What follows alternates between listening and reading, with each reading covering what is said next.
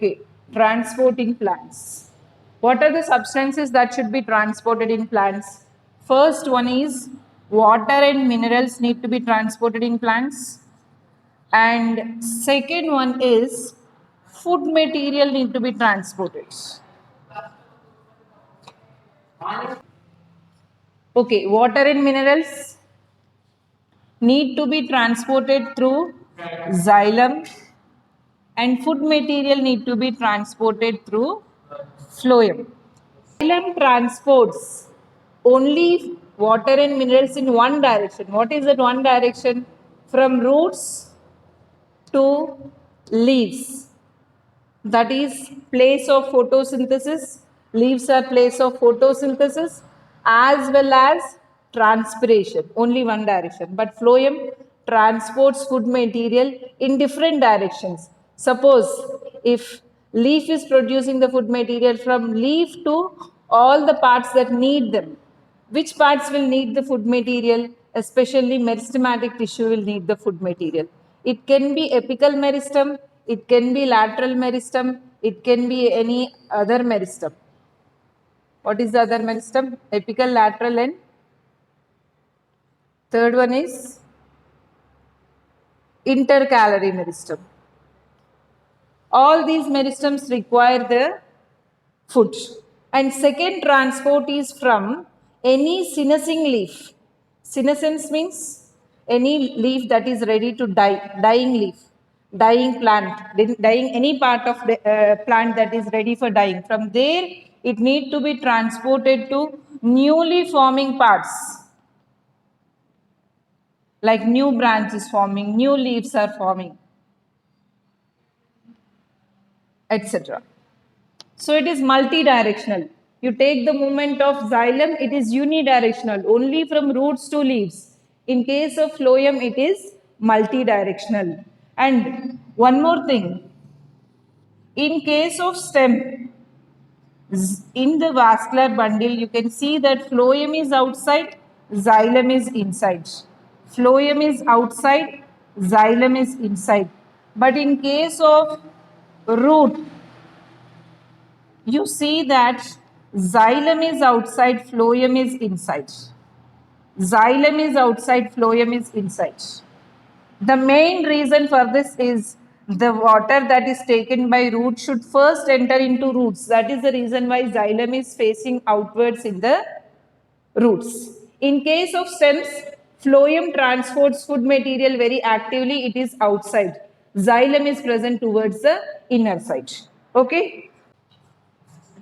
So, xylem and phloem are useful for transport, I said you. What are the substances that are transported by xylem? Water as well as minerals. Water as well as minerals. How this water is entering into the plant body? We'll see. This is the root part. Outermost epidermal tissue is present. Outermost epidermal tissue is present. Okay. Just below that, cortical cells are present. I am drawing only 2-3 layers of cortical cells. After that, immediately xylem is present. So here, xylem is present. This outermost root cells,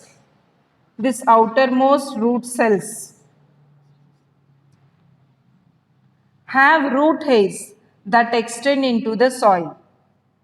That is, epidermal tissue is modified to form root hair. We know that. And this root hair are present in between soil particles. And when you supply water to the roots of the plant, it peeps through this soil particles and reaches the roots. Now the water which you are supplying is hypotonic.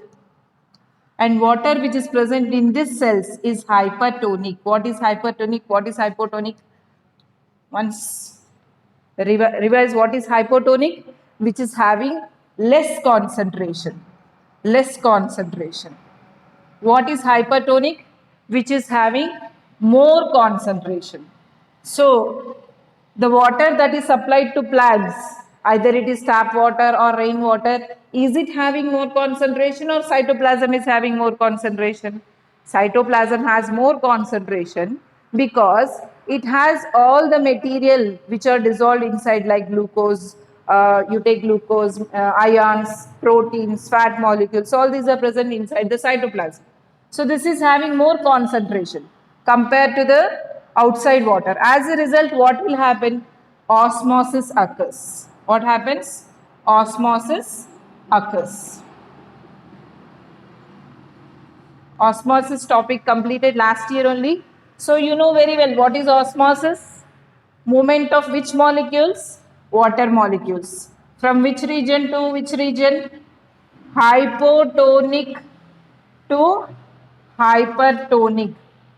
Low concentration region to high concentration region. From outside to inside. Outside to inside. Water moves into the cells. Once the water moves into these cells, this cell is having more concentration or this cell is having, if you add water to some solution, will its concentration decreases or will it increase? Decreases. So what happens? This one becomes hypotonic and this one is hypertonic. Hypotonic, hypertonic. As a result, water moves from this to this, again hypotonic region to hypertonic region, hypotonic region to hypertonic region. And finally, water reaches to xylem vessels. In xylem vessels, water moves up. Why water moves up? Continuously. Root hairs, how many epidermal cells are there? Almost all those epidermal cells have root hair. So, number of root hair are taking water molecules continuously. So there will be a pushing effect created by the water molecules and that effect is called as root pressure. Root pressure develops because of osmosis that occurs continuously at the root hair. Osmosis occurs continuously at the root hair. Water molecules are drawn inside and a pressure is created because of this water molecules and that is called as root pressure. We have an experiment to understand this root pressure. Very simple experiment anyone can do. If you have a garden, any plant at your home, you can cut one stem of the plant and you can test. What you need to do is take any potted plants. It can be normal plant also, not like it should be a potted plant only. Among so many branches, leaves are there and all, only one branch you cut it and place one tube attached to it. Okay. In this tube, you should take some amount of water and mark the level as M1. Water this plant and leave it for 4 to 5 hours. 4 to 5 hours we should wait. And during this time, the roots take up water and the level of water in this tube increases from M1 to M2. The increase in the level of water itself is a proof that water is being pushed up. Water is being pushed up. Right?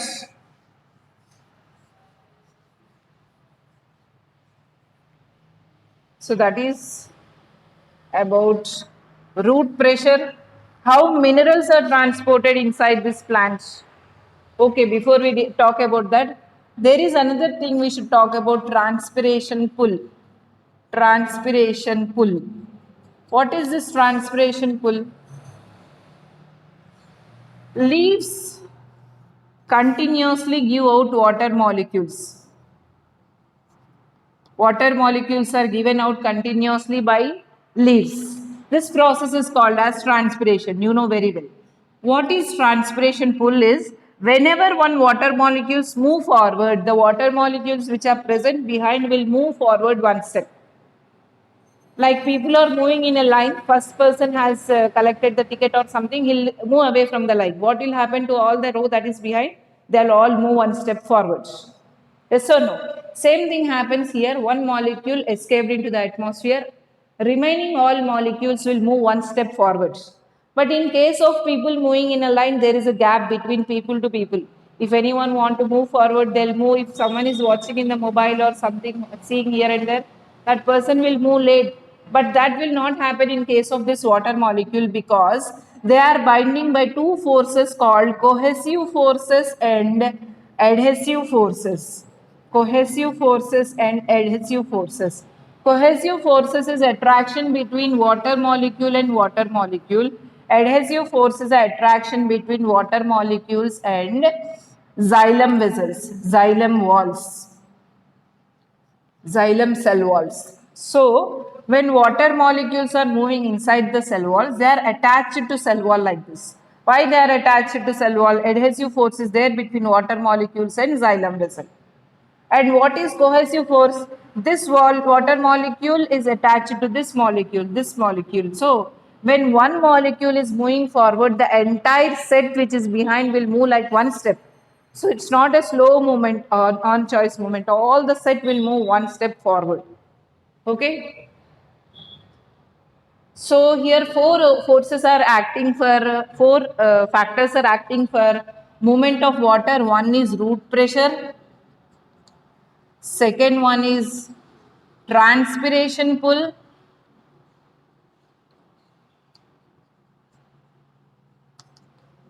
Third one is cohesive forces.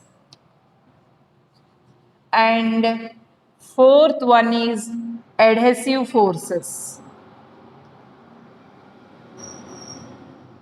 Cohesive forces and adhesive forces. All these forces are acting together to bring up the water. How minerals are transported? Minerals are transported like any other ion transport. See, we know that transport across the plasma membrane follows either simple diffusion. We have learned when we studied about plasma membrane. Movement across plasma membrane occurs by simple diffusion or by osmosis or with the help of proteins called facilitated transport. Facilitated transport we studied when we studied about plasma membrane. Inside the plasma membrane, there are some proteins. These proteins help in transfer of material from one side to another side. That is called as facilitated transport or active transport. Active transport. Some molecules require energy for transport across the membrane. They use ATP molecules to move across the membrane. Like for example, sodium molecules and potassium molecules will use ATP molecules. Even protons will use ATP molecules to move across the membrane. That is active transport. Okay. Now, transport in phloem.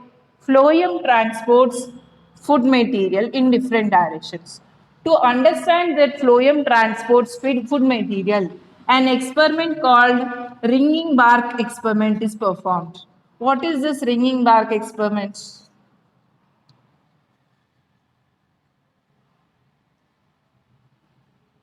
In stem region, I said you phloem is towards outside, xylem is towards inside.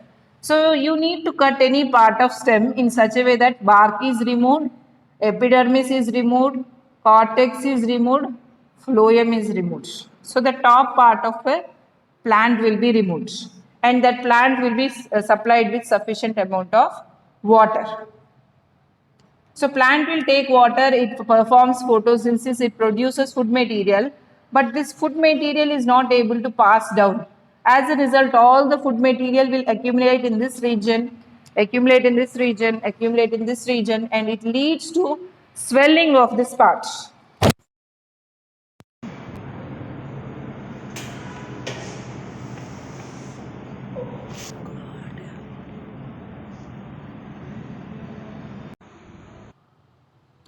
This portion that is just behind the cut region will swell and accumulate all the food material, and that is the proof that phloem transports food material. Okay, that is ringing bark experiment. How did the scientists identify for the first time that phloem transports food material?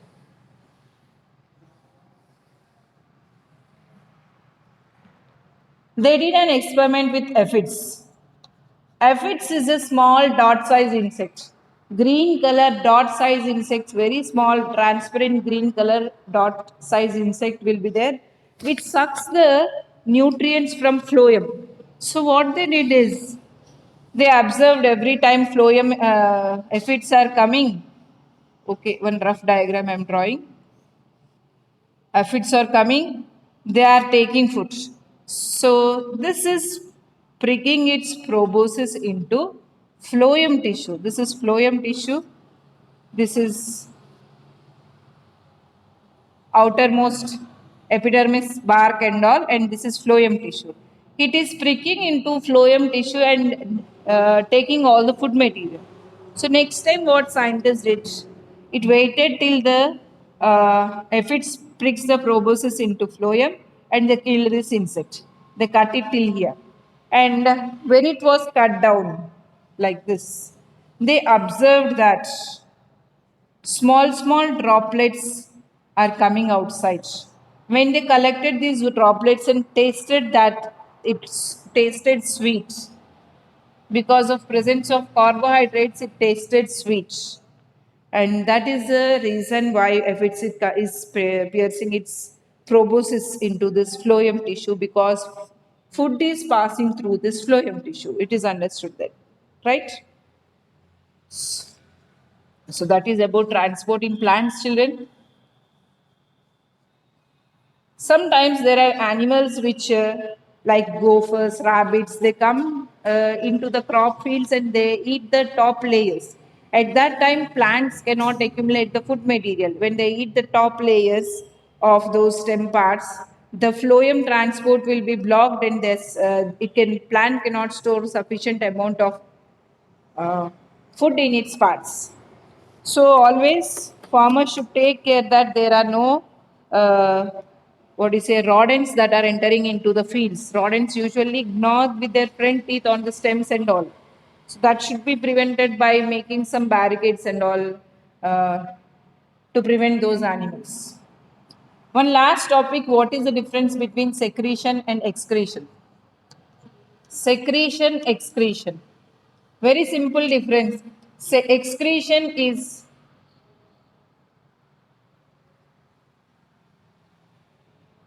release out of body. Excretion is release out of body. If some substance is coming out of body, then it is called as excretion.